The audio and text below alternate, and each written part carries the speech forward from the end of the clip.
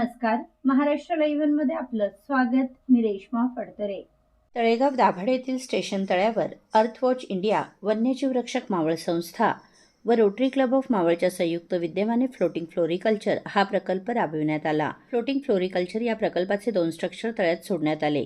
या स्ट्रक्चरमुळे तळ्यामध्ये जलपर्णी वाढीला आळा बसणार आहे. तसेच या फुलांमुळे परिसरातील फुलपाखरे, पक्षी आकर्षित होऊन त्यांच्या संख्येत वाढ होणार आहे. त्याचप्रमाणे तळ्यातील छोट्या माशांकरिता अन्न उपलब्ध होणार आहे.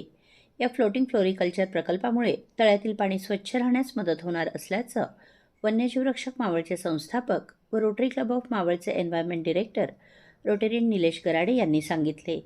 तर रोटरी अध्यक्षा रोटेरियन स्मिता पवार यांनी रोटरी क्लबच्या माध्यमातून असे समाजोपयोगी प्रकल्प राबविले जातात व या प्रकल्पासाठी मदत करणाऱ्या इतर सर्व संस्थांचे आभार मानले.